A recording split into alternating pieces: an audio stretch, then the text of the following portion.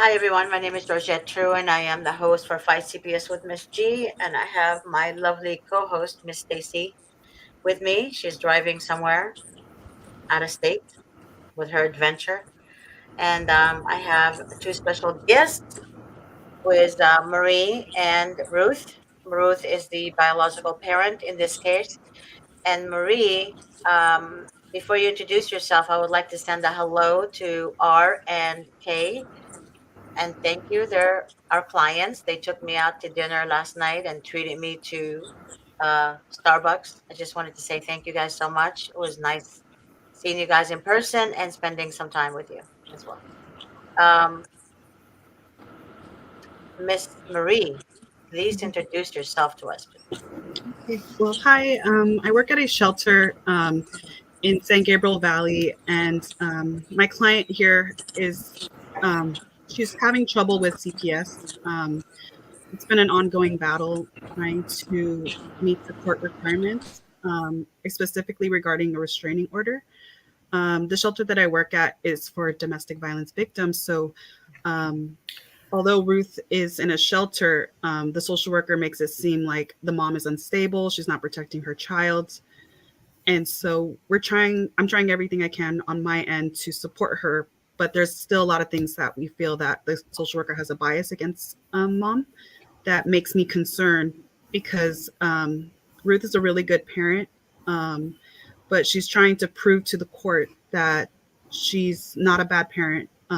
So since working with her, it's been very challenging. The social worker hasn't been very pleasant, hasn't been very like understanding, hasn't provided her with any resources on her court ordered treatment case plan. So even though she's required to do all these classes, she doesn't give her like resources to meet those requirements.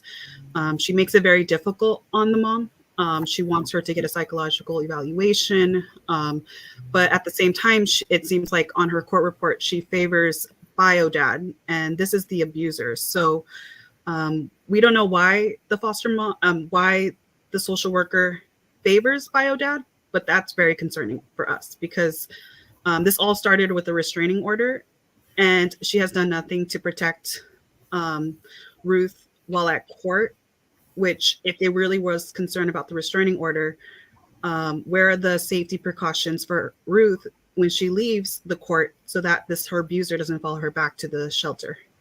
And also, when they're also in public, like defending each other, like at the same court hearing, the bio dad is there, and it's very intimidating for Ruth to be there with her abuser in the same room. So I don't know. We just wanted to see if we could get any advice on her situation. And you mentioned something that we talked. You and I talked about this before I spoke to Ruth yesterday. And in fact, Ruth and I were talking. I think I called you, Ruth, around 11, almost 12 o'clock midnight, right? Yes. And I said, I'm sorry, it's late, but I'm trying to call as many people as possible, you know. And that poor lady was, available to speak with me, and we talked until like after 2:30 in the morning. Yes. Um, and when I was talking to Mary about her case yesterday, I explained to Mary that the system, that's how the system works. She said, I told her that usually they would favor the abuser all the time. The father, if the father is the abuser, they would favor the father. And that's how the system is designed. And Mary knows what I'm talking about because she's seen corruption from within, correct? Where you've seen not normal situations, correct? This is not the first rodeo you've been around, where the mother is protecting her children in the shelter is the one being attacked. Oh yeah.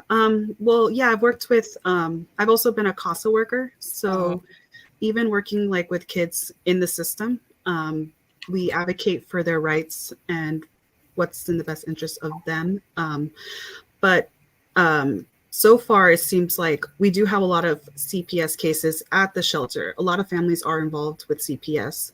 Um, but even though they have stable housing, they're in a transitional housing program, they're leaving their abuser, sometimes CPS still gets involved because for whatever reason, they feel that the mom is not stable. She's not. I guess they look for any reason to kind of remove the child. So like if there's any way they break the restraining order, so if they have a visit, they have to do a handoff with the child. The police are called. That could be a restraining. That could be like a violation of the restraining order because they're like, why did you not have a third person pick up the child or something? I don't know, but yeah, it's very common. I mean, it's. I would think that if a victim of domestic violence is fleeing her abuser, where's the support for her? I mean, she's trying to protect her child by leaving the situation, but yet it seems like they want to punish the parent for leaving and making it a very hard process for them to reunify with their child. So yeah, it's Exactly. very common. Yeah, it's damned if you do and damned if you don't. What it is that, and Stacy will also share some of her insight too. If she chose to stay with the abuser, they're going to say you failed to protect. Mhm, If she chooses to leave, they're going to say, well, you should have left a long time ago. Why did you wait? mhm, You chose to wait because you didn't care about the abuse, right? So either way, she's doomed doing the right thing for her and her children, and she's doomed even if she stays in an abusive relationship. Oftentimes, people who did not study psychology, did not study um, anything about abuse or get any knowledge of abusive relationship, the victim always wants to leave the relationship, but the abuser puts her in a position where she's so, how can I say it? She's so not used to, but she's afraid to leave. She has to find the right time, right? And the right resources in order for her to get protected by him. Because oftentimes the abusers are narcissistic men, mhm, and there are some women too. So when it's a narcissist you're dealing with, first they attack your mind in a way where they get you first mentally. And after they get you mentally, then they get you physically. And then in front of people they act like there's nothing wrong with them, and that the wife or the woman, the mother, is the crazy one, because they push her buttons so badly to the point where she loses her mind in a way where defending, she becomes a defense mechanism for herself and her kids. And then the narcissist will point the finger at her as she's crazy, look at her. And that's exactly what CPS does. They trigger the victim, inflicting more pain on the victim by removing the children that that mother was protecting. And they will say things that the mother said that never said. They will write fabricated documents. They will write information that completely puts the mother in a bad light. mhm, And then they will force CASA workers to comply with them. Otherwise, they will attack their job, right? And get them fired, for example. There's a lot of cases like that. We've heard of social workers who are being fired recently. We've heard of case workers who are being um, exposed. We've heard of judges being exposed, and we've heard of cases where the social worker told a teenager to prostitute her body, and that teenager recorded the situation, the exchange between her and the social worker. We've heard CPS attorneys, CPS state attorneys telling federal court that it's okay to lie to steal one's child or children. That was all over social media. There was an actual court hearing with the CPS attorney and three federal court judges. Okay. So we've heard it all. So we know now that they're corrupt. We see all that happening. But somebody like Mary is making a difference with us, because a lot of them don't just come out and talk. But I think people are so fed up. They're out now, they're talking, they're exposing, they're opening the door now for everyone to join in. I have told you guys many times, this is a corrupt entity. You've heard of cases where mothers, boyfriends are killing children. They were reported gazillion times, but the social workers never give an ear or an eye to them because they're damaged goods. They don't want those. They want to take healthy children so they are adoptable in their eyes. How many times have I shared with you guys the two close friends I have right now who are previous social workers in California who resigned from the department, who showed me evidence of proof of the supervisor telling them, don't worry about this home that was reported like 100 times. Go to this home or go to this hospital, remove that baby, put that baby in the adoptive home where they want to adopt. So you guys hear stories thinking, oh, the mother has to be guilty because the mother's boyfriend killed the baby, but you guys don't put two and two together that CPS doesn't care about the damaged baby. They want the ones who are not damaged.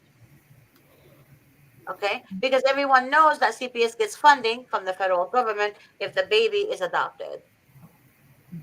They get more money. Okay? They would not place that baby, the children in a family home, even though that's the law. They go around it and still put the child in an adoptive home and then have the parents do classes. Not necessary, actually, because that mother did the right thing by taking, right, the steps to remove herself from an abusive relationship, protecting her and her children. But women are still being attacked. Women are still being attacked when they protect themselves from domestic violence. Okay? So I've heard men say, well, my wife accused me of domestic violence. Yeah, there's bad women, there's good women, just like there's bad men and good men. All right. So let's focus on the victim rather than the sex of the victim. But more so, what I see now is the mother is being attacked. Mothers who are really in a domestic violence, you can literally see through that abuse. They are the ones who are targeted. Okay. So amazing to me. So Mary, I just want to thank you from the depth of my heart for coming today and joining this team, me and Stacy and others. And Stacy, please go ahead and say what you need to say before I have Ruth. Well, first of all, thank you, ladies, for coming on. Second of all, um, I'm an avid supporter of Miss G, and both of you are listening to truth that is hard to hear. So I commend you for being here to listen to that truth that's hard to hear, because you're stronger for living in the truth, even though it's hard to hear. Okay? There's more, deeper, harder truths to these situations. And you're really not going to like what I have to say, but I'm going to say it because people who just tell you what you want to hear aren't your friends. People who tell you what the truth is, even though it's hard, those are your friends. And you might not like us sometimes because that truth is so hard. And you might want to run away, or you might want to hate on us because we're telling you we're delivering the truth, but the truth is hard. One of the things that I've learned is the word victim is a very bad word. That's true. I apologize on that one. She's No, a no, survivor. you don't have to apologize, Ms. G. I'm going to explain why victim is a bad word. Because there's other names that we could call ourselves for finding ourselves in these situations. Survivor, fighter, protector. That's right. When you choose to use the word victim, that's a certain state of mind.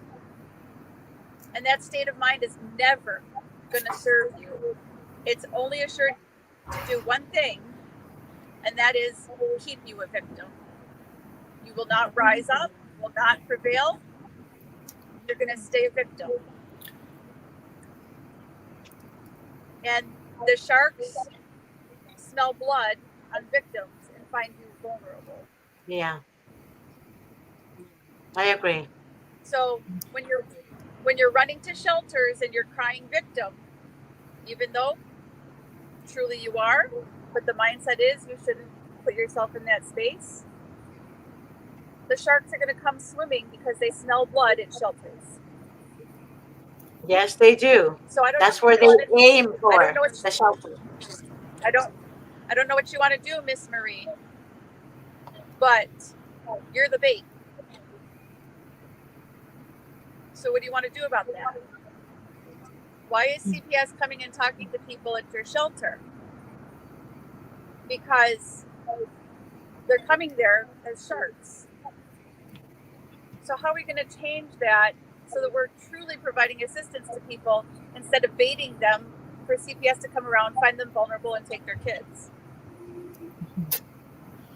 Very true. And what I just said is really hard truth, but I'm your friend and I'm telling you this because it's right. And it's what you're going to find out, even if you try to avoid what I say and you don't like it, you're going to find out it's the truth anyway.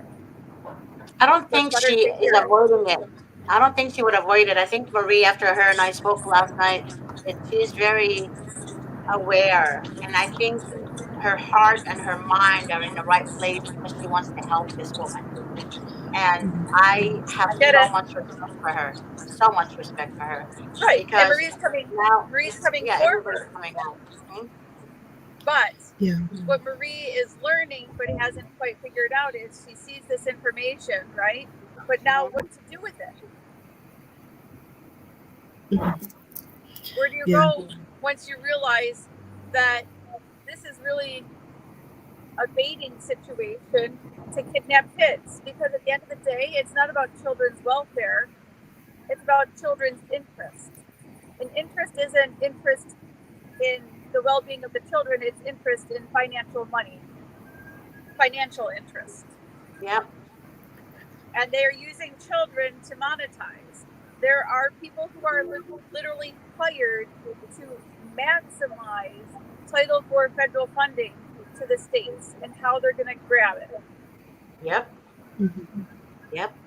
It's not about your kids. It's not about you. It's not about keeping people safe. It's about kidnapping and making money. Yep. Mhm. And I think Marie understands that, and I think that's why she called me, and she needed help for this young lady.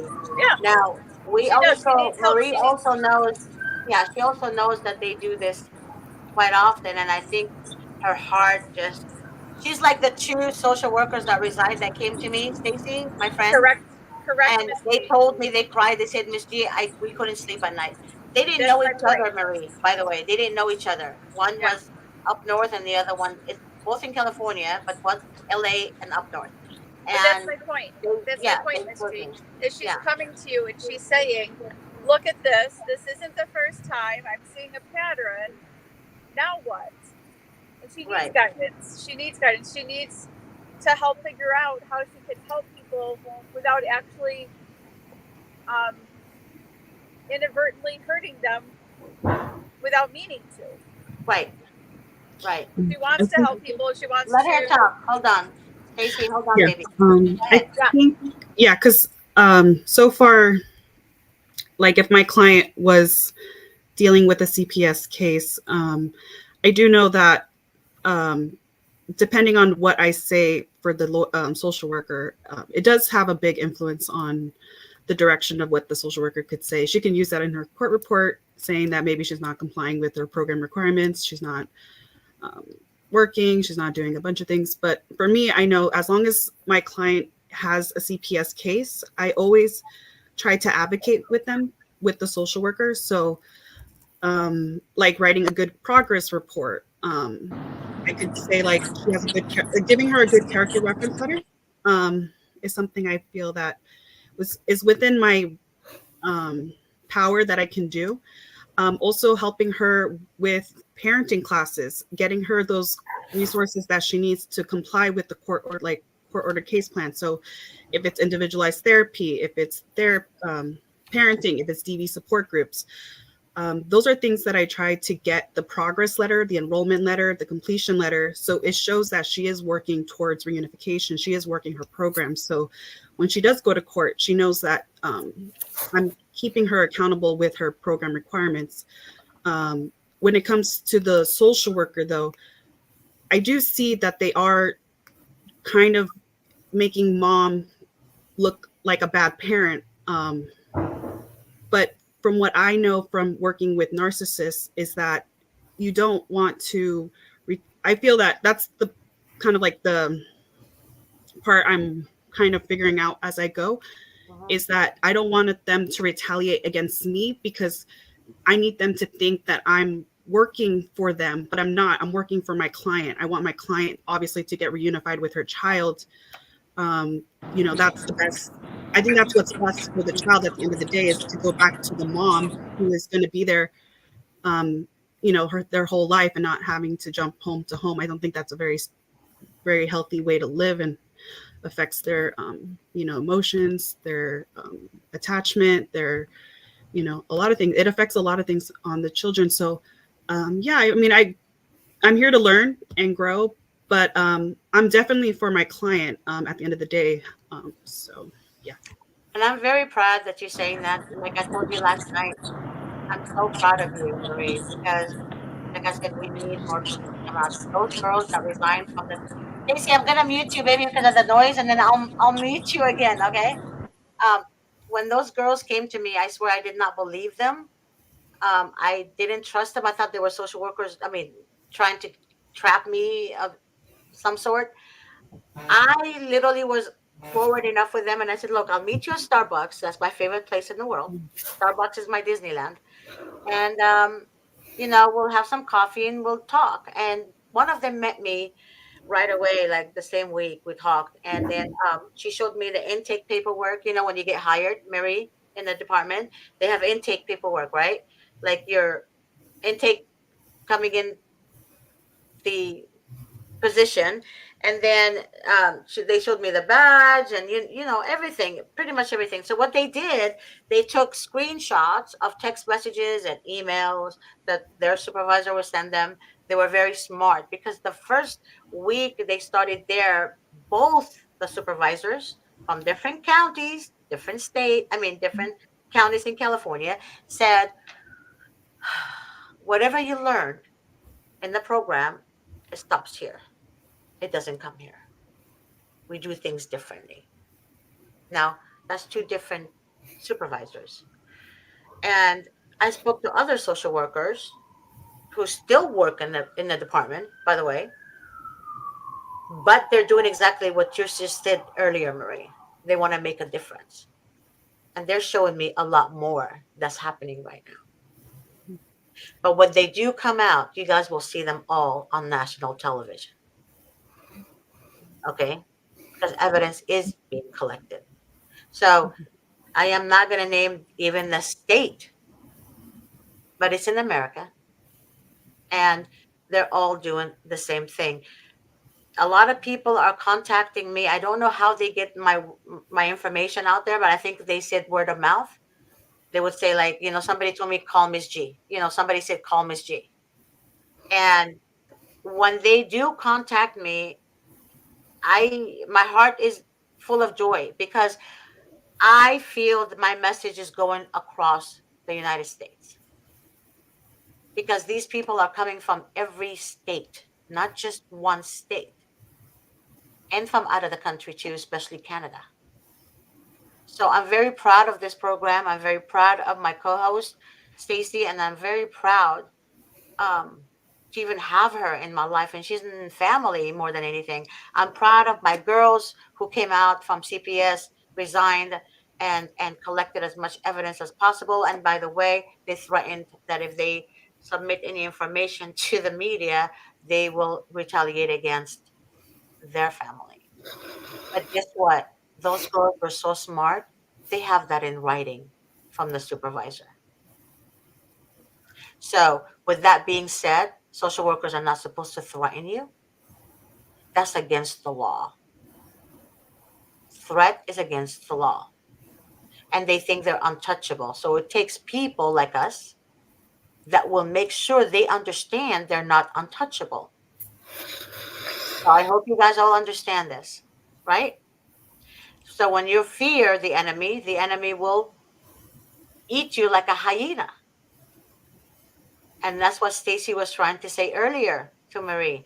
We can't fear the enemy. And that's why they have control over us, because we fear them. Okay? So now Um, you can call me at the number.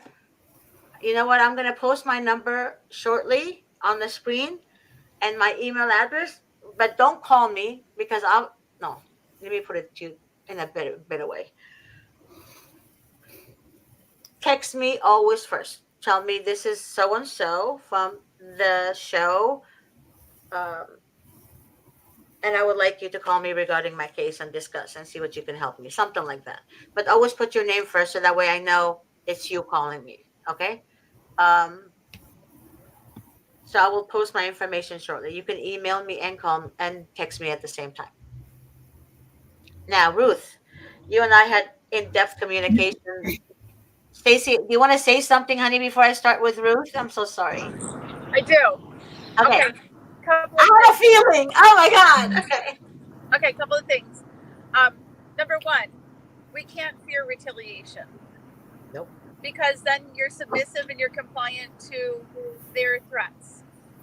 So, in fact, if you're, and Ms. G will tell you, if you're ineffective in your advocacy, you won't have retaliation. But if you are effective in your advocacy, you will be retaliated on. Right.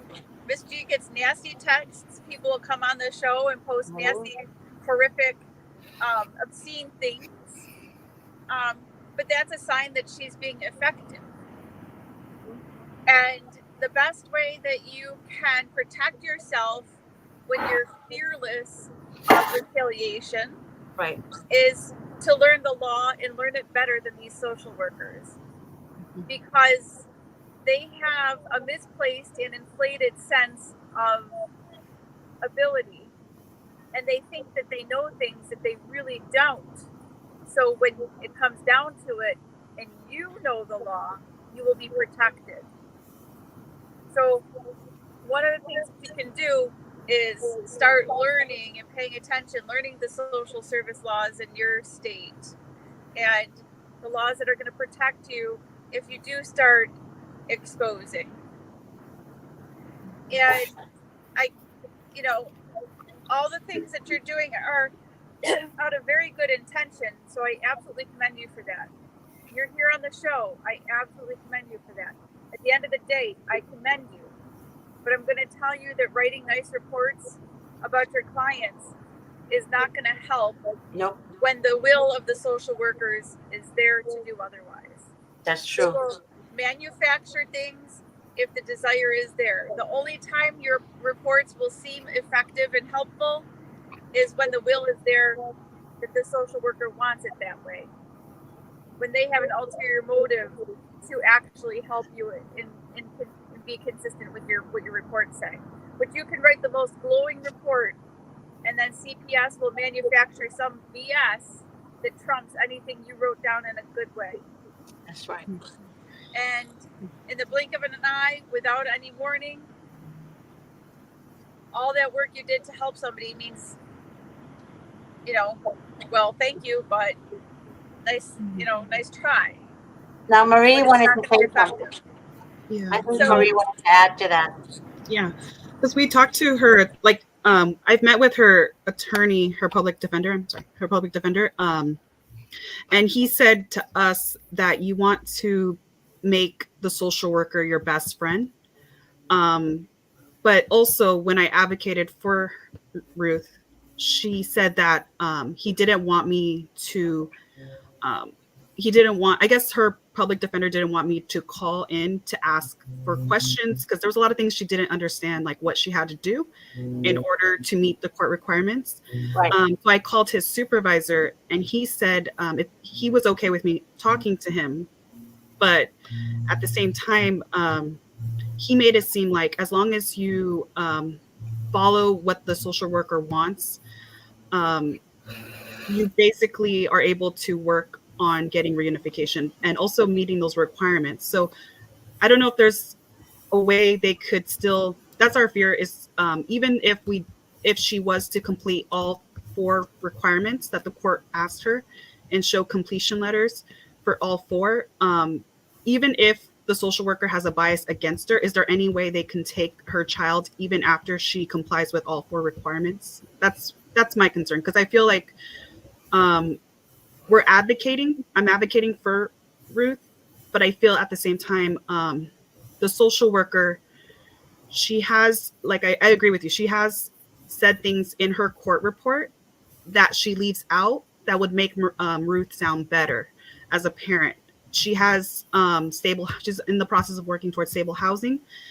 That's something she didn't include in her report. She is consistently meeting with visits and is on time and is, showing that she has an attachment with her child during those visits and she has a good relationship. She's keeping the relationship, but she doesn't add those things in her court report. So I do agree. Like, there is a way to exclude things in the court report and out of the court report, depending on if she wants the mom to get the child. But I still don't know if, even if she was to complete the parenting, the DV support, the individualized therapy, the psychological evaluation, would, after she completes all four, would they still deny her rights to get her Yes, child? and yes, and Attorney Davis and I were talking to a potential client actually on the phone in Madrid County, California, and she's outstanding. She literally passed her law school, right?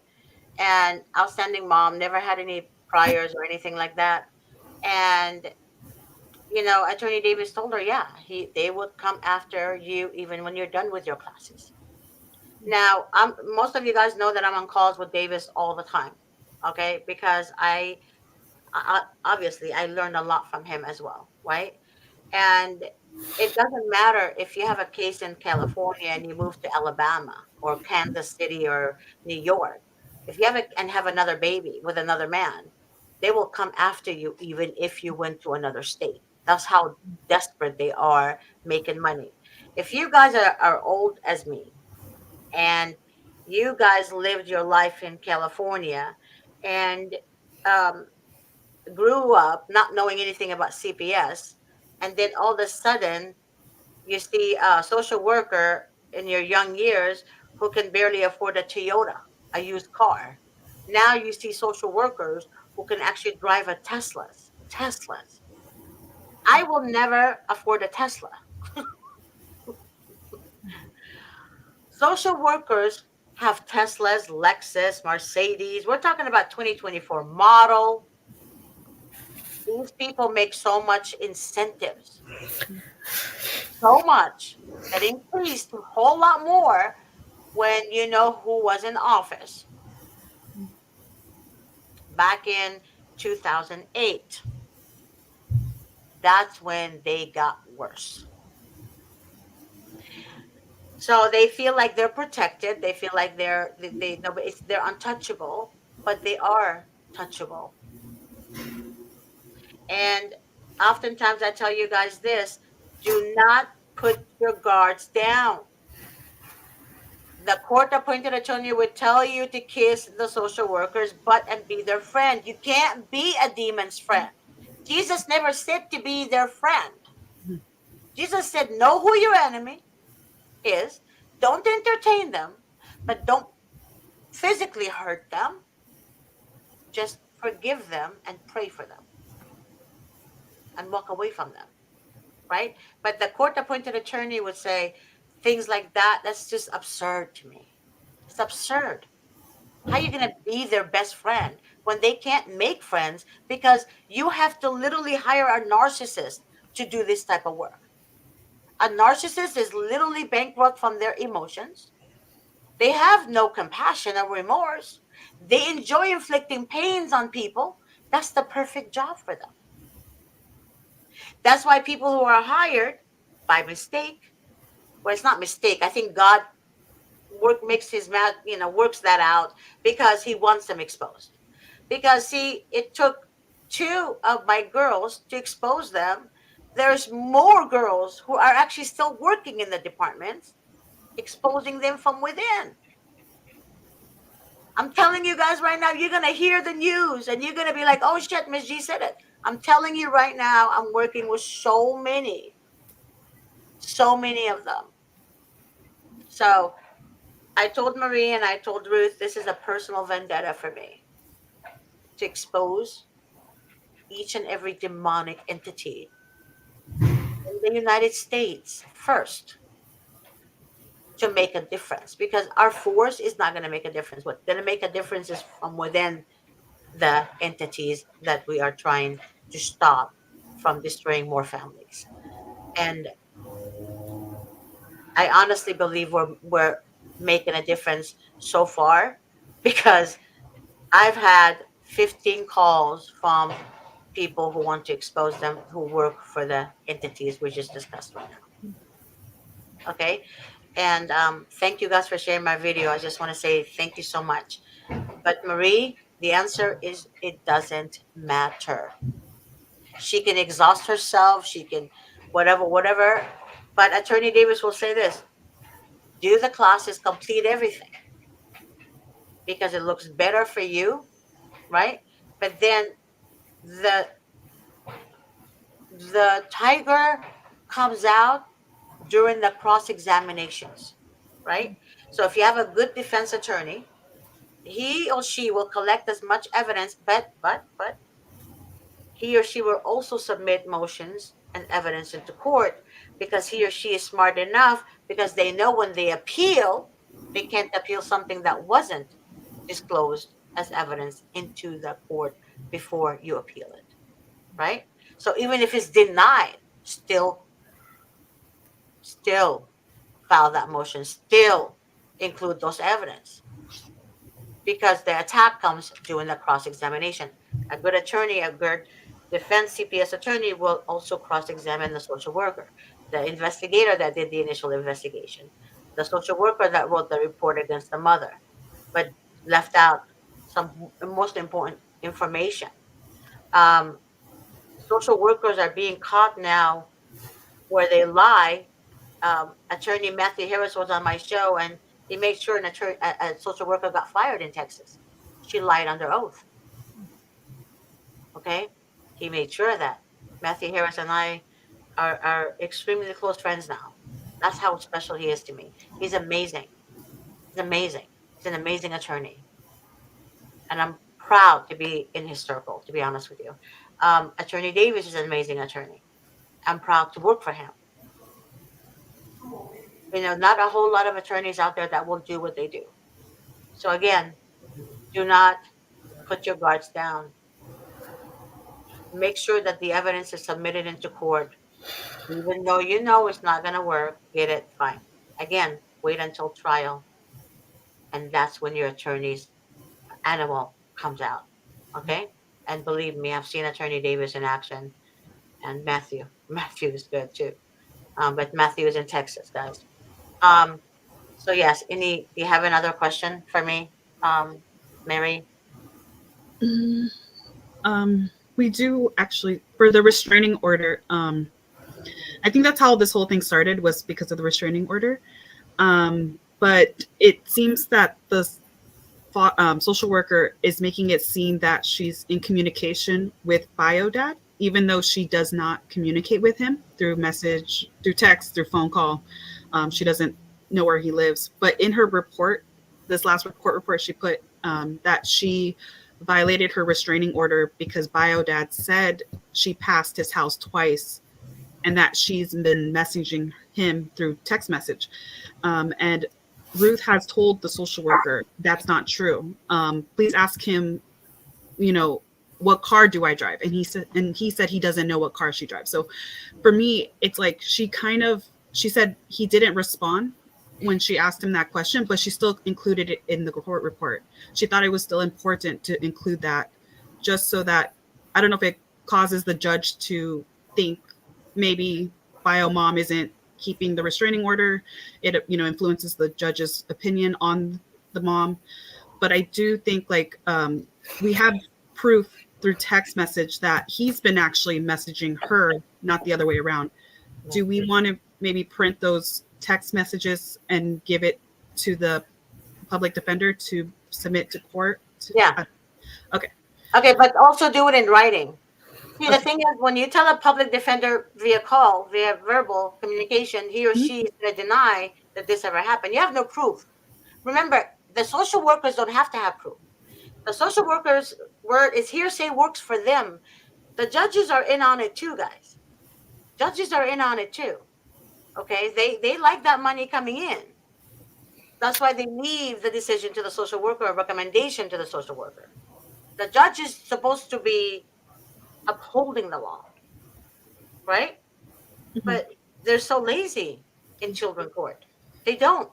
I honestly think the judge just sits there and passes a fart on the chair and nobody even recognizes it. You know what I mean? Because they're so caught up in removing children, stealing children from innocent people. So every time you communicate with your court pretender, you must do it in writing. Always in writing. You send an email, Mr. Don't call him scumbag. That's something I always say. But Mr. So and so or Miss So and so, this is Yolanda Gutierrez, case number blah, blah, blah, blah. Uh, here are attached our evidence pertaining to the social worker's report. Name the report. Remember, the social worker's report, they name that report, put the date of that report on page 14, section 5, example, right? Page 14, section 5, where the social worker wrote blah, blah, blah, blah, blah, right? Here are evidence, sir or madam. Please submit this into court immediately, okay? And where is the damn book? So I have two books. I have one from Attorney Davis. It's called Guilty Until Proven Innocent. Mhm. That one. And I have this one. This is like my earthly Bible, I guess I call it. Mhm. This one, I make notes and highlight pages, and I literally study this book. So I'm gonna send you guys this book via link, and you can just open it up, and then it tells you what to do in each hearing, what needs to be done. Oh, This thank is you. very important, and I think after reading this, Marie, you're gonna want to become an attorney to Yeah. defend others, okay? And I think you're very young, and I believe that you're just gonna God is gonna turn you into something really big. You're gonna fight and defend these mothers because we need more people like that. And I'm gonna also send you this book, Guilty Until Proven Innocent. This doesn't work in Mhm. children court, but just for you to have, Marie, just in case you come across someone else in a different situation, when it comes to violation, all that stuff. Okay, criminal Thank matter you so much. like Yeah. Thank you. that. This information that I'm giving you guys right now is to protect you, because when you do appeal it, right? And when you do go inside the courtroom before the appeal, before you appeal something, and the judge says, well, um, was there anything submitted to prove otherwise or whatever? Then that's when your attorney speaks up. If the attorney doesn't speak up, then the mother will speak up. Remember, there's a court reporter typing all this, right? Your Honor, I did submit, I did request for the attorney to submit evidence. Here is the email, Your Honor, and here are the evidence. Here's the date of the email, but my attorney never submitted this into court. That's very important. Right after your hearing, you right away, immediately, you better order that transcript, because when you appeal, you're going to attach the transcripts into the appeal, and you're going to attach the email and the evidence as exhibit in the appeal. Okay. Okay. Yeah, that I have, happened. you Yeah. go ahead, Marie. I'm sorry. Go Oh, ahead. I'm sorry. That happened with this last court appointment that they had. I guess there was things that Ruth wanted the attorney to mention while he was in front of the judge, and he didn't include in his report either. And so that was kind of frustrating too, because it seems like it depends on who your attorney is at the time. Um, I don't know if she has the best one at the moment, but she's not fighting for her rights as a parent. Marie, I hate It's to say very this to you. There is none of them are good. The good ones don't work there. The good ones come out and they work for themselves and they attack them for doing what they're doing. That's a good attorney. The ones who work there for them are the ones who they call and say, "Hey, so I want you to represent this client, work for us. We'll pay you." That attorney gets paid whether he works on a case or not. It's called easy money. Those are the ones you do not want in your circle. But why would they work hard? Because they're worried about their job, right? Mhm. Attorney Matthew said it on the show last week. He said, "Georgette, I was working for CPS, but then because I was going on and beyond for my client, they didn't want to pay me for it, for my services, because he went over beyond the scope required. They disciplined psychiatrists. If the psychiatrist went beyond the scope required, then they're not going to put the report admissible into court that it favors the mother, for example. Okay? Mhm. They give them a scope and they have to follow that. That is the most demonic shit on the face of the earth because this is children's lives at stake here. If you don't go beyond the scope to make sure you're making the right decision, then what the fudge are we paying our tax dollars to exactly? Mhm. Right? Yeah. So we're literally depleting our money paying these idiots, and they're not going to go beyond the scope to find out something about a mother or a father they're accusing of failing to protect. Mhm. See, if you guys watch that show with Matthew Harris, you'll understand a little bit more what I'm saying. But like I said to you guys before, this is personal to me. I will destroy them. One social worker told me in court, outside of the courtroom, as God is my witness, and I put that on every word of the Bible. She looked at me dead straight in the eye and she said, "I'm going to lie, and there's nothing you can do about it." And when I said, "I will expose you," she laughed in my face. Literally, she said, "I am untouchable." Then I told her, "We'll see about that." I made that promise and I will keep that promise. And you know who you are, Miss Brandy. All right. So that right there, when you show fear, believe me, they will come after you. When you show strength and you have God with you with this battle, then nobody can harm you. No one. If you have that mindset, that means your faith in God is stronger. And that's all God needs to activate his army. It's faith. If your faith wavers, that means your faith is going up and down. It's not straight. It's not steadfast with God. You're not going to see any changes in your life. And I'm telling all of you guys this. We are not afraid. We are warriors. And that's why you need to lawyer up with the right defense attorney, period. The right defense attorney. All this crap that's going on is not going to help you. You can do whatever David says in the book, Marie, but it doesn't matter.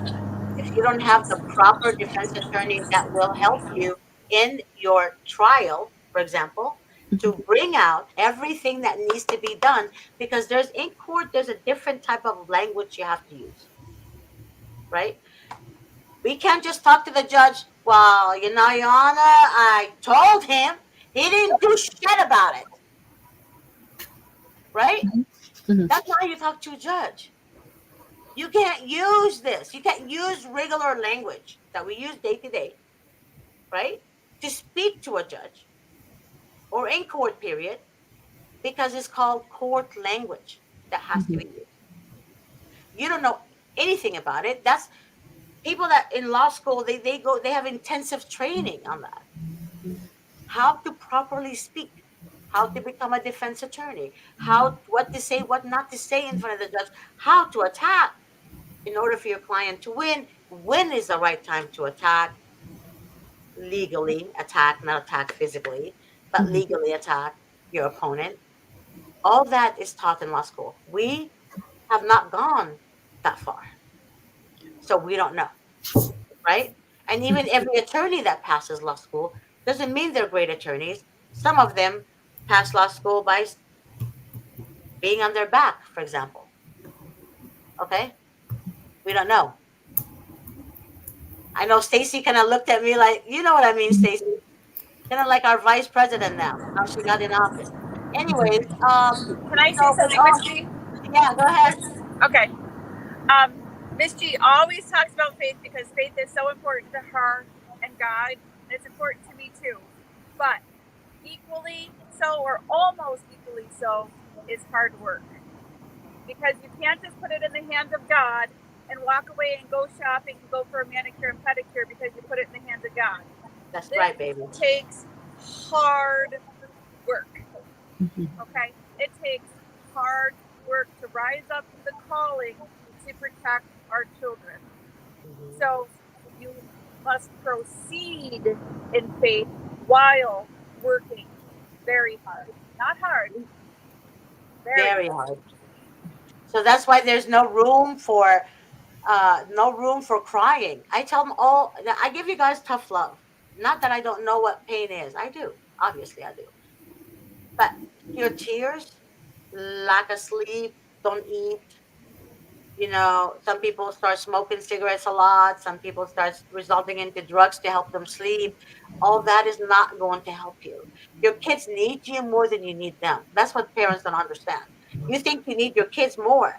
No, it's the opposite. All the kids that I spoke to that grew in the system, they're looking for their parents, baby. They didn't say, I want to stay with my adoptive idiots, right? They want to find their biological parents. They all tell me the same thing. Miss G, I cried for my family. They didn't hurt me. They never neglected me. But that's what the adoptive parents told me. That's what it's like, it's so intense to the point where they tell the children your parents didn't want to fight for you. Your mother didn't want to come to your visitation. When in fact, they're the ones who stopped the mother's visitation, right? They tell the kids something completely different. But the kids know it's not their mother, right? They know in their heart it's not their mom. But that's what they tell the children. All the money that the kids were getting from the state, guess what happened to that money? That money was spent on the foster parents. So the foster parents are the ones who actually benefit from every which way. Okay? So remember that these kids said the same thing to me, and I'm going to tell you this in every damn show. These kids said, I wish my mom fought harder. If your child says, I wish my mom fought harder, what does that tell you? When your child says, I was in pain every day crying for my mom for 18 years, or 15 years, or 10 years, or 6 years, or 7 years, doesn't matter. What does that tell you? The children face the most pain. So we need you, mom, to literally put on your armor of war. But know who you're fighting Goliath, right? You're David, you're fighting Goliath. But your God is way bigger than that. God needs you to do the legwork as well. But he also said, I'm with you. But don't ever lose sight of that. It doesn't matter if you're in a situation in a shelter, or you're homeless, or whatever. I know a man that lived in his car for 2 years. A man, a father, in his car for 2 years after his wife died. The state went after his children, and he was a veteran. He actually fought for us, right? So they took his kids. He became homeless. He started studying. He went to school.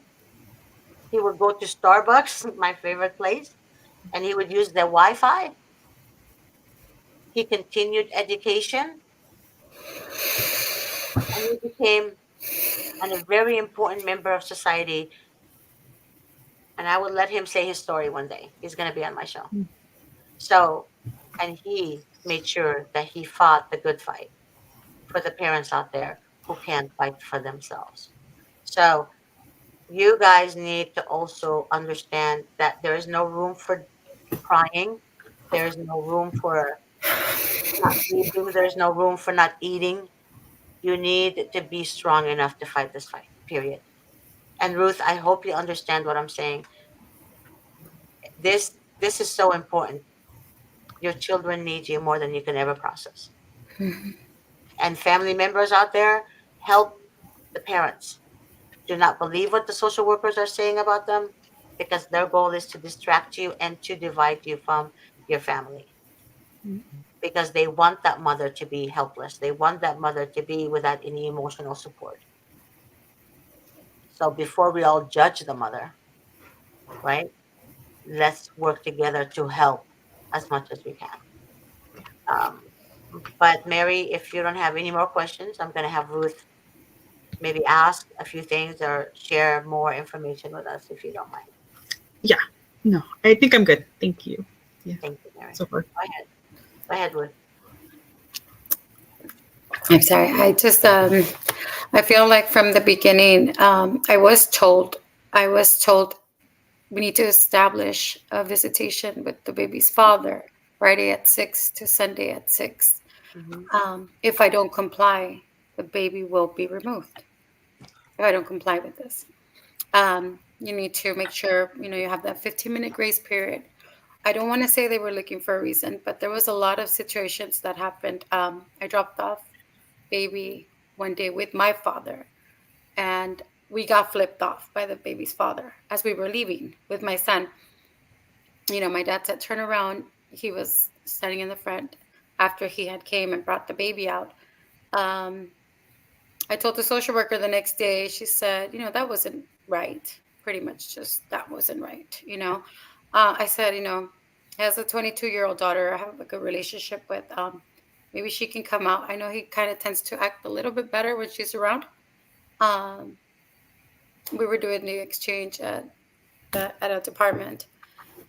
And she said, no, why not the father? You have 17 more years to go. You have to learn how to deal with it and, have the peaceful exchange. Prior to that, there was a few restraining orders one was open for 2 weeks and then it was denied. It was a situation they didn't know if the social workers were going to open a case. And so they said, we're going to leave it up to the social workers if they want to open up. And so it was denied from a judge. It was active for 2 weeks, but then it was denied because we have a baby in common. And so after that, he slashed my tires January 2023. He slashed my tires June 2023. The second time he was recorded, I showed it to the social workers. I said, I can't keep taking care of my car. Like, this is the second time. They said, he had a hoodie and a mask, but, he had been seen by them already. It's him, his boots, his work, attire. They said, we can't really prove it was him, I went in to get the restraining order. He was served. He wasn't properly served because I did get in the mail I didn't have a proof of service. The 3 times that they attempted to go, he didn't open the door. Right. Another court that I did show up to, I went to go take the baby to daycare. When I came back up, my court was already dismissed. The social workers are already involved, right? My court was already dismissed. The deputy said, go take the baby to daycare. And I came back. I waited the whole first period of the court. Then we go on break. Came back. I said, people have been called that have been sent back to sit down and come back up, and I still haven't been called. This whole time I thought because of the restraining order, they probably have him somewhere else. They took me up and they said, your case was dismissed already because you weren't here. So I went to self-help that same day and reopened. I told him I cannot be taking care of my car. Like, I'm pretty much afraid for my vehicle. This is like, taking money from my son that I have to replace these tires. I went, I refiled that same day. That day that it seemed like I didn't show, right? But I was there. I went to go take the baby to daycare. And during that process, we were called. The hearing was dismissed. He was served because he was there at that court. Mm-hmm. However, I got asked to go take the baby back down. And when I was walking back up, he texts me, "You want to take my son from me, Jessica? Go ahead. I'm sorry, sorry, Ruth." Well, he said, "Go ahead, keep my son." He was just very, um, he got very bad with the text messages, and he was gone. He disappeared. So when that happened, the judge did tell me, do you want him to pay for your tires? We can add like $100 each month. Do you want him to go through cell? But prior to that, they sent me downstairs to get a proof of service, and they sent me with a number, which was one of the case numbers, right? But at this time, at this point, there was a lot of restraining orders that were, you know, uh, filed and denied, and the 2 week one. And so when we went, I went to go get it. They said no, there was no proof of service. I said he was here, so he was served. I went back down, and yeah, at the end, I don't know if she ordered for me to get paid for those tires. The point is that um, it was an active restraining order for 2 years. Um, I came in contact with him because there was a vehicle accident that I got into, and he picked up the baby. And because I was trying to get my son, I we broke the violated the restraining order. Now, the text messages that I've been receiving from him, they weren't said at court anything about that. Yet, my court was on a Tuesday.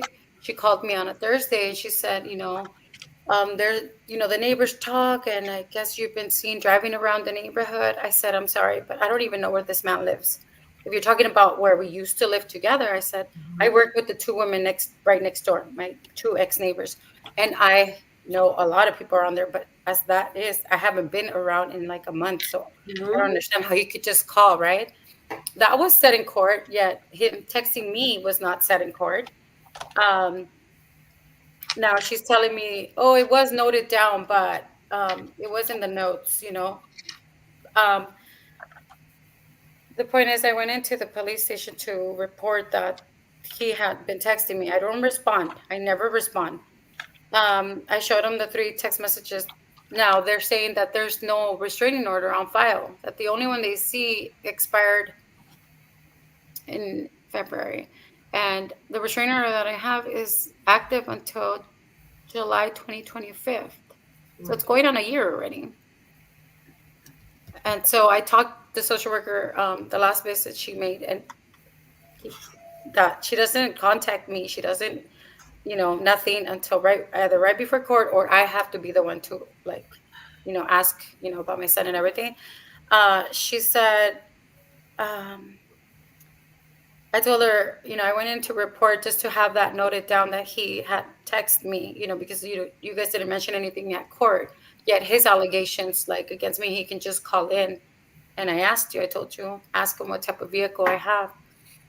After the vehicle incident, I have another car. And so she said, yeah, he hasn't responded. And however, like I said, this was from the social worker's attorney, brought that up to the judge. And pretty aggressive, like I'm breaking the restraining order. How it's just like a phone call, and right now I have unmonitored visitations with the baby for 2 hours, 3 days a week. I have a FaceTime because I asked for it. Yet she tells me I'm okay with the FaceTime. However, the baby won't sit still. The baby's 17 months. I said, I'm sorry, but I have plenty of videos where my son is playing, sitting. There is no way he's not sitting still. There's a lot of times where we're just, home, and that is not the case at all. I asked the public defender, and he was the one that was able to. But I want you to understand this, as I explained to you last night.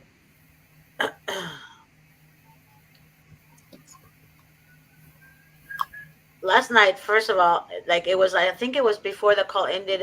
Was it before the call? It was like 2 something in the morning, 2:15, right, in the morning. And I said to you that they already put that baby in an adoptive foster home. You didn't know that. They put your 17 months old baby in an adoptive foster home.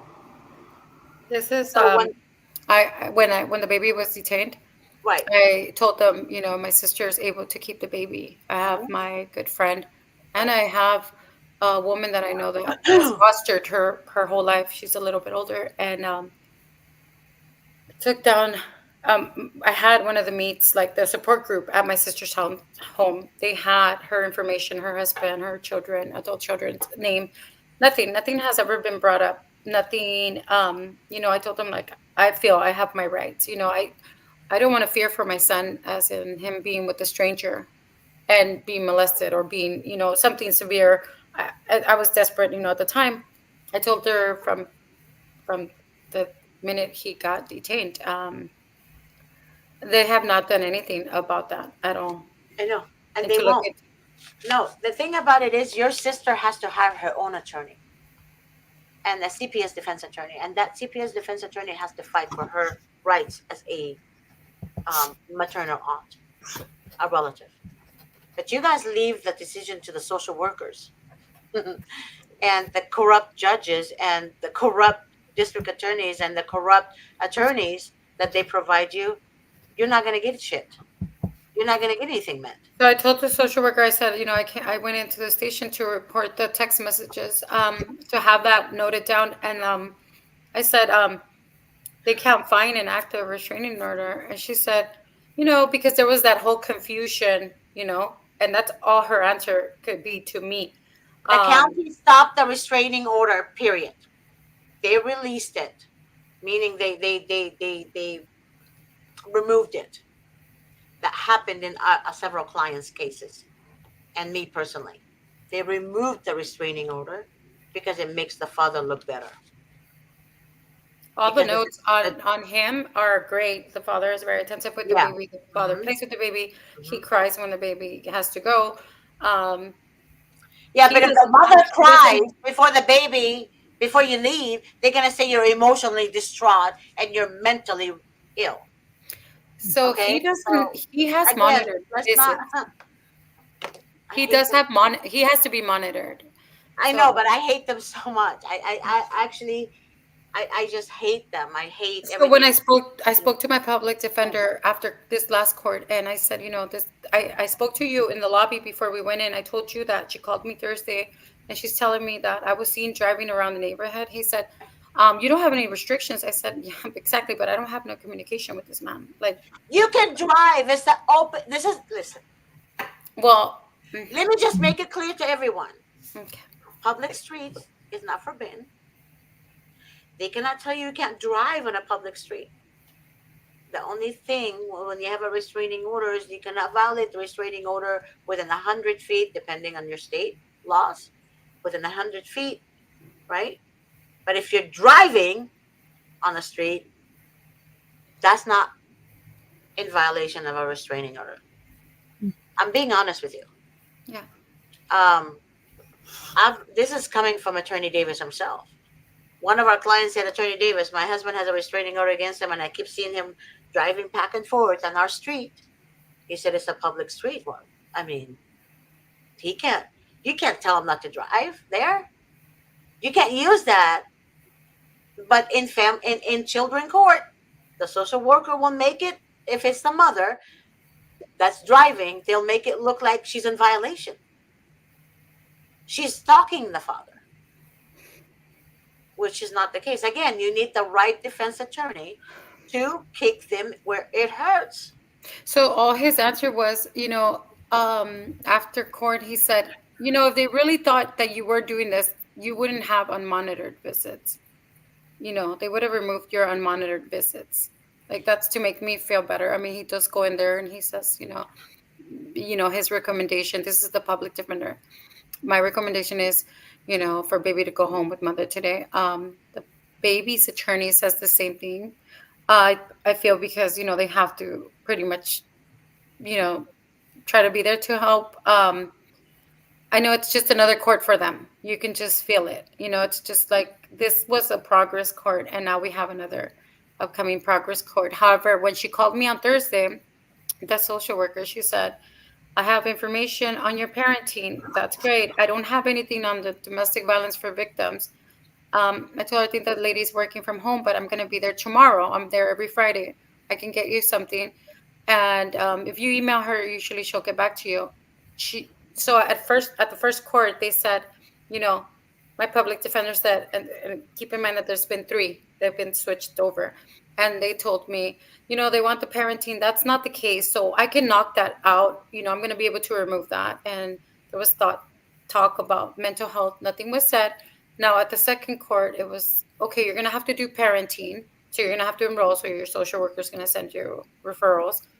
Um, Again, then they wanted me to do the mental health. So everything's kind of just like keeping me at, no, maybe we can take care of this and remove this. And then it's like, here, boom, you have to do it and add it and it's fine. But at the same time, she's telling me in September, she said, I'm going to maybe switch you over to another social worker office because so they can give you referrals around your area.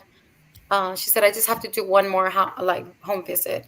And it was late September. She was just kind of trying to get her stuff done, like, her 2 visits a month. She never came back. When she came back the next month, I told her, you said you were going to transfer my case. She said, no, that wasn't going to happen. And then a little bit after was when the situation happened. There was a lot of things that I didn't feel like I was being helped with, and now, even with siding with him, but also if the situation and it is the case that the TV helped me to, not pretty much, I don't know, from what the supervisor from the public defender said, it's not going to be fair. I understand that, however, I feel once the case has never been like drugs or anything that to the point where, yeah, it was domestic violence and it was, you know, um, the dad and I clashing in that, but I don't feel like I've gotten that help, where even to get the referrals, she was pretty much sending us to the same places, you know, from the beginning. Yeah. It's. Can you repeat what the public pretender said again? He said if they believed the allegations, then they would have removed my Oh, this unmonitored.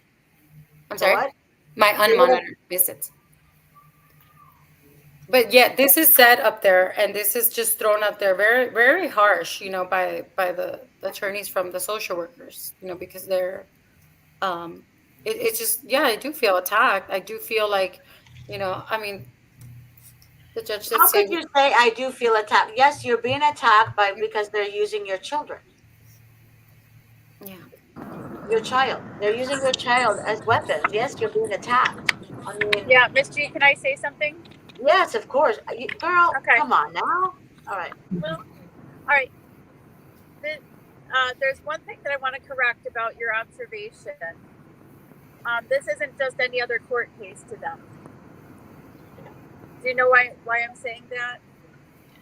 I can't hear you. Can you guys hear her fine? I could. Okay, good. Repeat that again, baby girl. I'm saying that I want them to understand. The comment was made that she feels that she's being treated as just any other court case. And I want her to understand that this isn't just any other court case. This is to them another sale. They're working a sale of your child. And when they act like they made a mistake, it's not a mistake, it's on purpose. And when they wouldn't let Maria talk to the public defender, that wasn't because she doesn't need to talk to them. It's because they don't want another set of eyes and ears witnessing what they're doing. And he did tell me that at court. He said, when he came into the picture as my public defender, he said, I don't know who this person is, but I want to talk to you, pretty much saying, like, I'm going to but they go with you. understand. Understand. The public defender works for the state. The judge works for the state. CPS works for the state. And they all work to maximize Title IV federal funding to the state. So it's actually a conflict of interest, but they pretend they don't see it or hear it. or know it. But it's a pretend because they know it's a conflict of interest. Yeah. So you're not being treated as just another number. They want you to think you're being treated as just another number. They're thinking of your child as a source of income. And I want you to know that perspective and have it, because you're going to predict what they're going to do when you're more in reality of the circumstance. Yep. If you're not existing in reality of what's actually taking place, it's harder to predict their next moves. Yep. That's all I have to Thank say. you. Stacey, that's, do you guys understand what she just said? Both Yes. of Yeah. you? Yeah. Do you see how conniving they are? You guys now understand why I hate them so much? I hate them, even though God didn't tell us to hate, but Mhm. He understands why I hate them. Yeah. Yeah. I hate them so much because they literally know what they're doing. They know that what they're doing is going to hurt you and your children. They know what they're doing. They literally do it deliberately, and they're laughing at you. I'm not joking you, Ruth and Marie and the rest of you guys. I swear, as God is my witness, they literally know what they're doing. These girls who are my friends showed me text messages, showed me proof of things. They know what they're doing. I call them the mafia of the state. Okay. Okay. They know exactly what they're doing. They know Yeah. how to push your buttons. They know what inflicts pain on you. And the supervisor tells them step by step what to do and how to do it. That's how demonic the entities are. Stacey, And when say you it, girl, say it. and when Oh, you think your life is when you think your life is so hard and things are so bad for you, you're not even your child. Like, we might have made mistakes that got ourselves in this situation, but the child made no mistakes. right. But they don't And care about the child, then though. then these children get put in the foster system, and then they get sex trafficked. And that's the ultimate hard truth to know. See, Marie didn't know that. Marie didn't know that they do put the children in a sex traffic home. They do. They do put the children in Yeah. sex traffic home. Marie, if you want to write this down, Mhm. I bring it up almost every single show. Inevitably it comes up. It's a report by the U.S. Department of State on human trafficking. It's released every year. It's our own federal government that does this report. In the report, it admits the United States is the number one hub of child sex trafficking in the world. And this year it said that Mexico and Honduras were also up there with us. Okay? That's what Yeah. And it says the children that are exploited are kids being brought over the border without parents and so forth, and kids in our foster system. Yeah, I believe All you of the when kids being you sex say trafficked, kids in foster care are by and being large. human trafficked. Because I used to work at a group home, and that's where I kind of learned about the corruption of foster care. So I see, believe you. I see, believe you. I'm just yeah. trying, I don't know, but No, no, I no. believe you. But babies, you don't understand. They actually know this home is sex offenders live there, Yeah. and they put the children there. By the And way, and, Marie, and go ahead, go ahead. Mm, my ex was an attorney for CPS. yep, Our kids disclosed sex abuse, and I met victims of my ex from during his capacity while he worked for CPS, yep. Yeah. So that's how deep and it is. interviewed them on this show. So It's not just your ex. How many attorneys out there that were caught having sex with the children in the system? CPS attorneys, the court pretenders. Yeah. I mean, Yeah. there's a lot of stuff you guys don't understand. Like when I was telling Ruth, I said, Ruth, I think I sounded tired last night, right, Ruth? I was so tired. And I told her, I said, I would not be sitting here talking to you Hmm. after work hours for an hour and a half or hour, I don't know how long it was, at 2:30 in the morning if I wasn't passionate to destroy this entity. I did say that. She thanked me. I said, "Don't thank me. Thank God He's given me the ability to do this."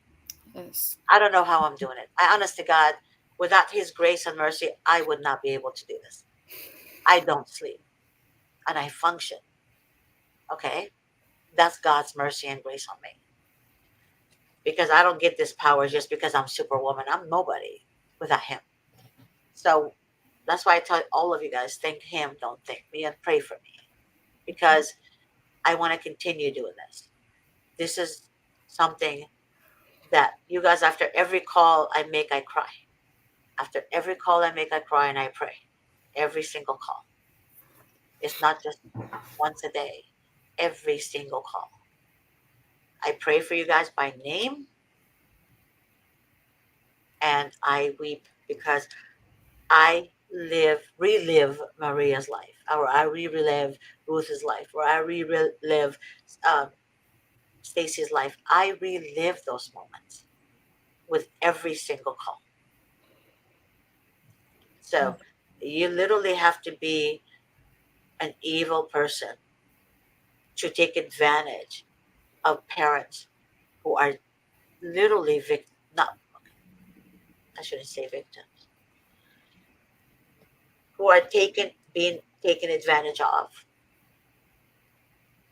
and because of your gullibility and your naive, being naive to the laws and all this, the social workers take full advantage of you. That's why they would rather hire, and they do hire, um, narcissistic idiots to do this type of work. Like I said to you guys before, narcissist has absolutely zero remorse.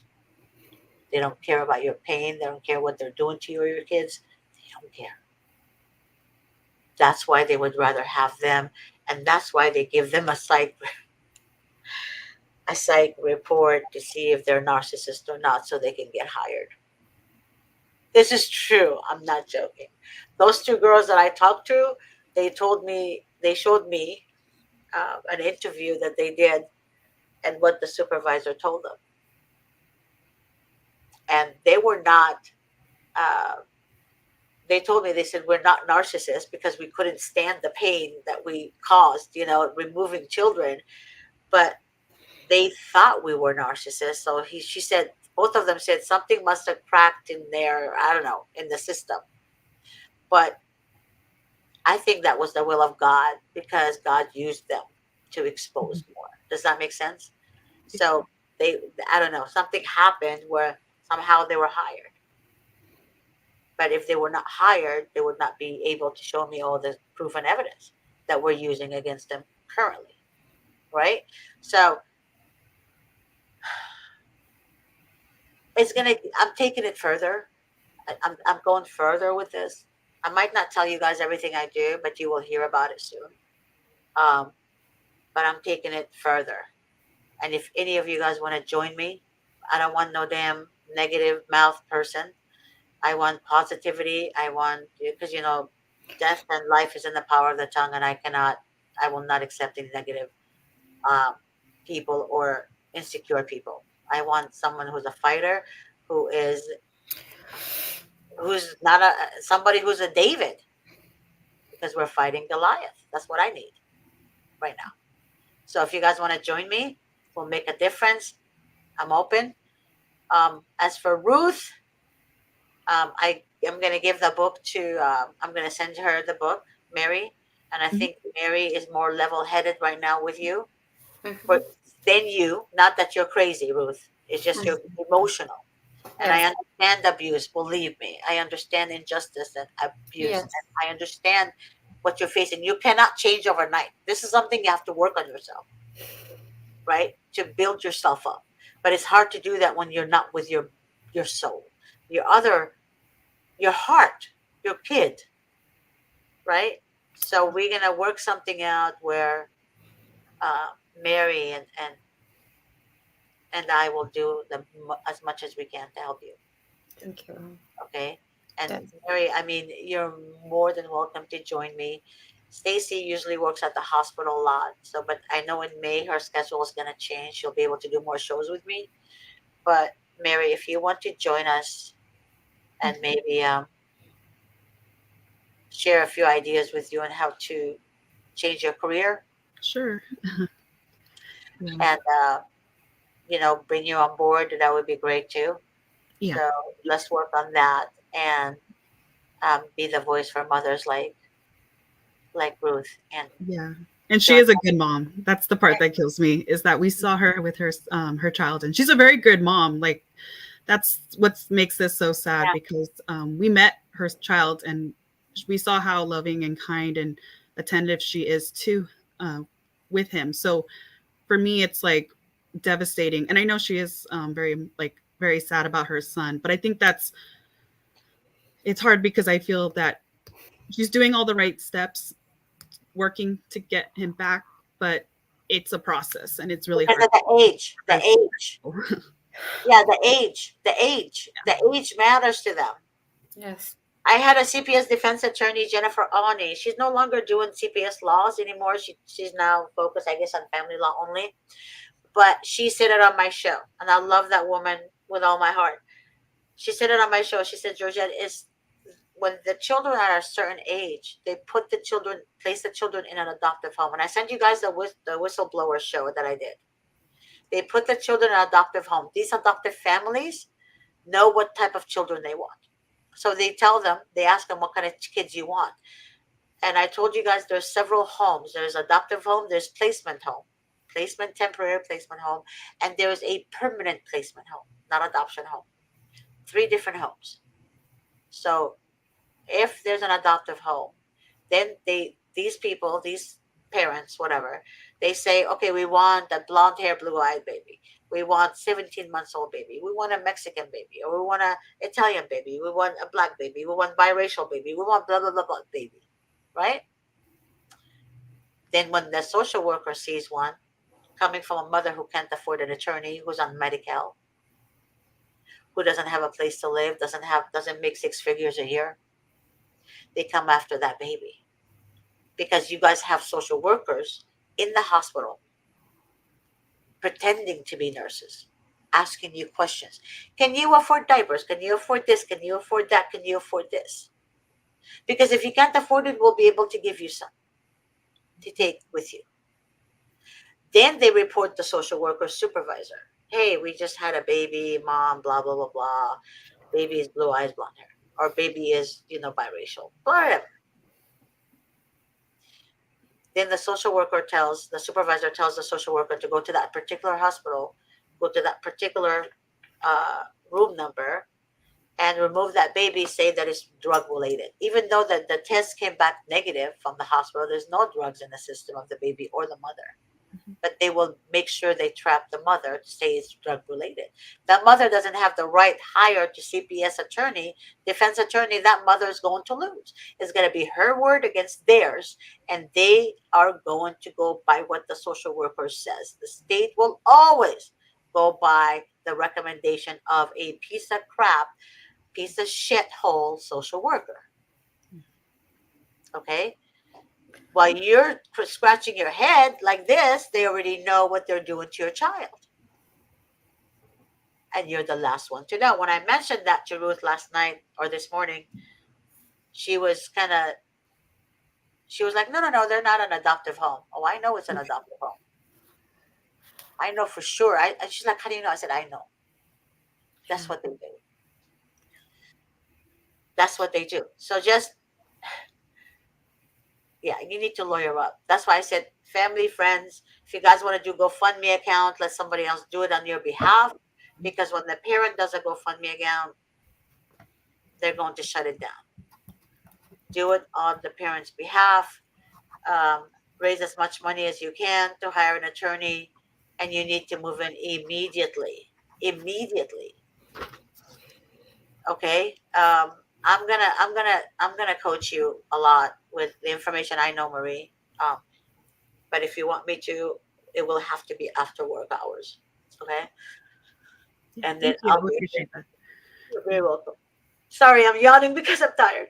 It's a, Um, but yeah, I can coach you, and then you can help Marie as well. Um, and then maybe we can see what else we can do for Marie. I mean, for I'm getting you guys so mixed up right now. For Ruth, it's okay. yeah. So if you guys have any more questions, let me know.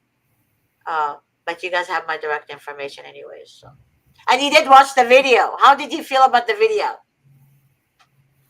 Um, I don't think I got the link for the video. Oh, I texted it to you. You did? Really? Yeah. Who watched the video? Who I texted? saw the video. I Yeah. honestly I've never heard that before even this. How it was just like a big wow to me where I'm just like learning like this is really not the way I was seeing it. I said, No. I try to live my life as good as I can, as normal as I can. I'm a good mother. I, I mean, I don't want to use the word corrupted, but it just seems like it was a big like wow to They me. are corrupt. You're too nice to not want to use the word. I use bigger words than that. Wow. But they're corrupt. They're corrupt. They're corrupt. They're demonic. They're literally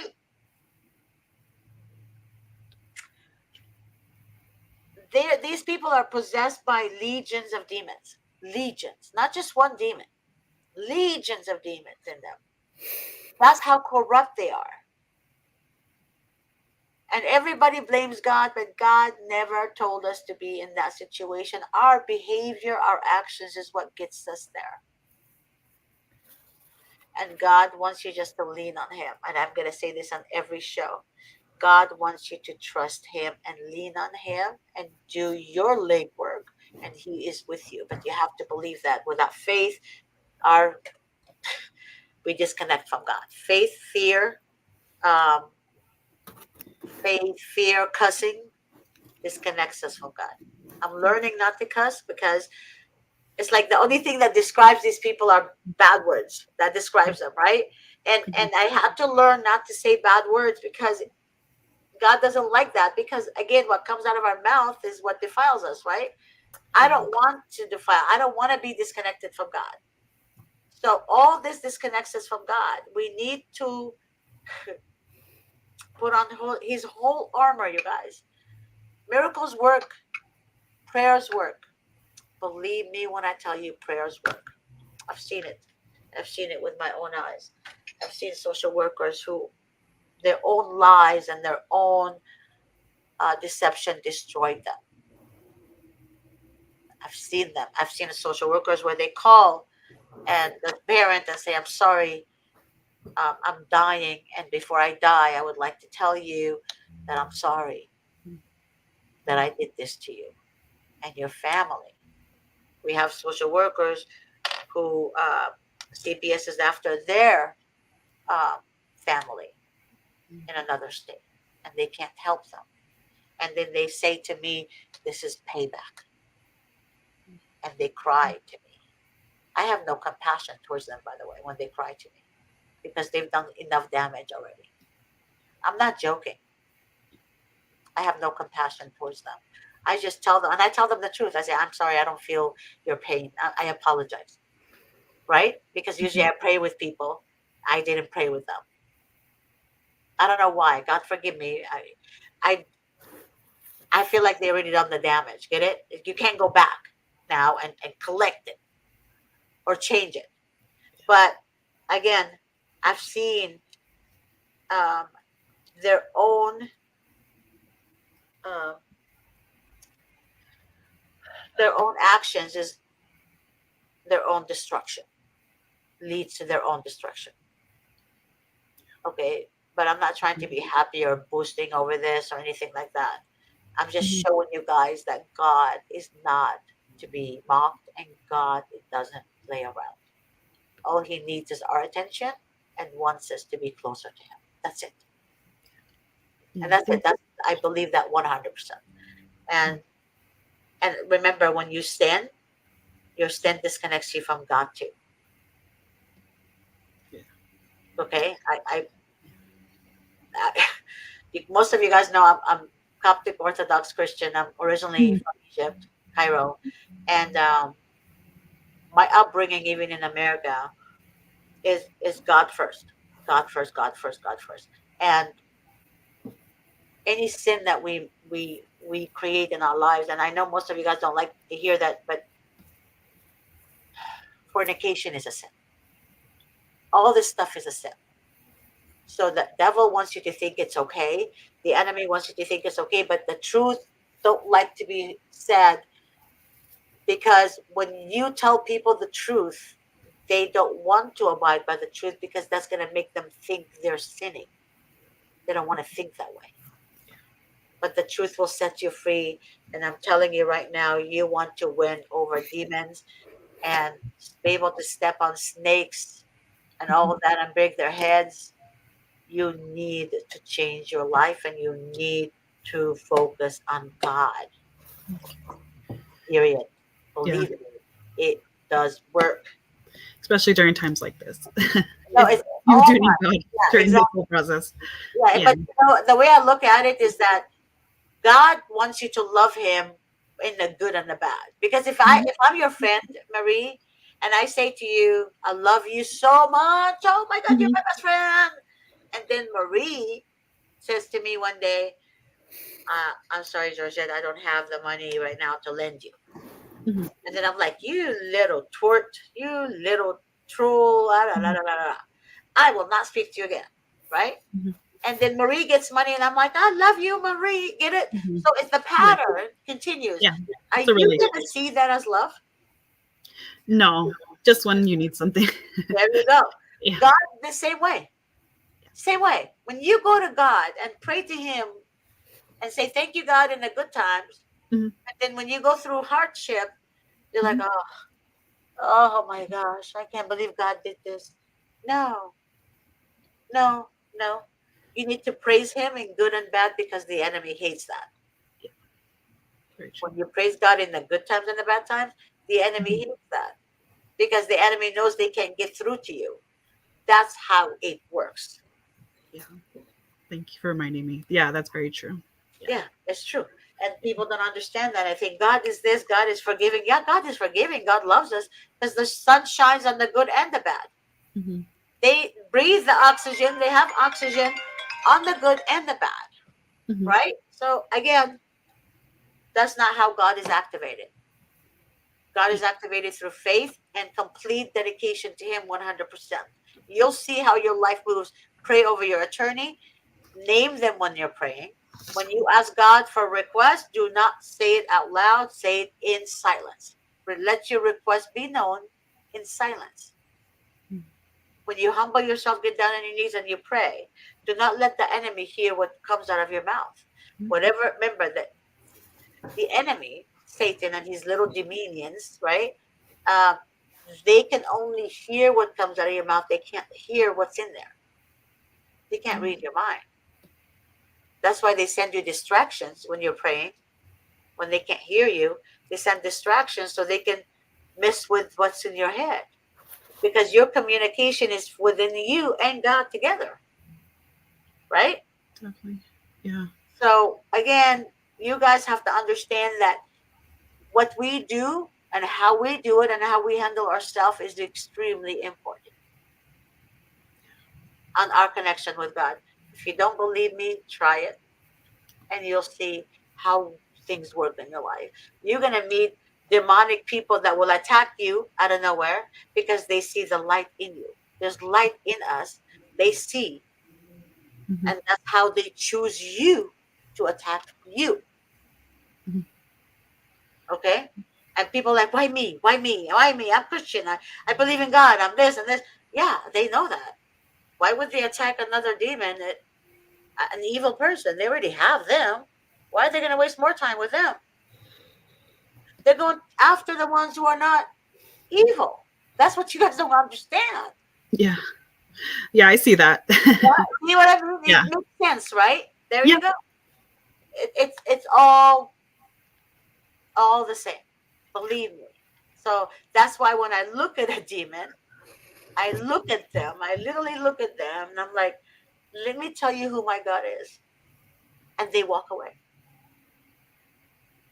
But if you show fear, demons are like this. Like if you show that, they know you're weak. Demons are like animals. A dog knows you fear them. A dog will attack when they sense you fear them, right? Yes. God will never attack you if you don't fear. They know when you fear. Believe me.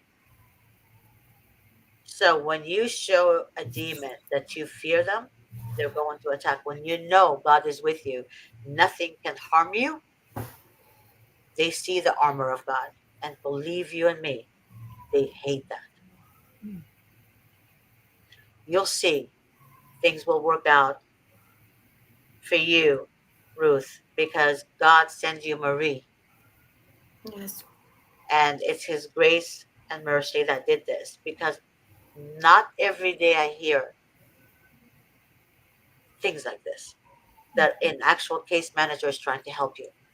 Yes.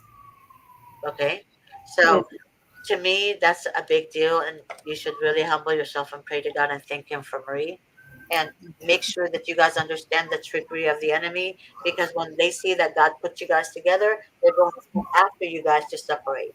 Meaning, they're going to put some kind of chaos or some fake chaos, I think, fake chaos and problems in front of you to make you guys separate, to make you guys so tired of each other, or Marie is so exhausted from you that they're gonna separate you. Okay? Don't do that. Yeah. Don't do that. Okay? Don't allow that to happen. I know the enemy's tricks so much. I can freaking like write a book about it. But don't allow that to happen. Okay. Yeah. Thank And you you so guys much. can contact me anytime. And me and you, Marie, we need to talk. We Okay. need to talk. So you need to definitely. And I'm gonna text you my Okay. cell number, so that way it's easier to contact you. And you Okay. can, Thank you so yeah, much. That was actually right on what you just said about the really? situation. Yeah. I feel like they're trying to separate us a little See? bit. Yeah, they Oh are. my God, It's you guys affecting didn't tell actually. me It's that. kind of You weird. guys didn't But tell me that. You guys yeah, didn't tell me that. I don't want to get, I Yeah. can explain off the line, but like, I think that's what they're trying to do. So, but yeah, I Okay. will still help Marie. Yeah, I'll still help. I'm sorry, Ruth. I just want to, yeah, that's so true that the enemy comes in and tries to separate. Yes. Yeah, Yes. Um, I know the tricks, baby. I know their yeah. trick. That's why they don't want any. The enemy wants the victim. I'm not the victim. I shouldn't say victim, but the enemy wants the hurting person Mhm. to be more hurt, so they can result into drugs and prostitution and Yes. trafficking and all this and alcohol. All this Mhm. drugs, alcohol, prostitution, all this, it separates you from God. God cannot be, the Holy Ghost of God cannot be in an empty, ugly, dark place, because it's perfect, right?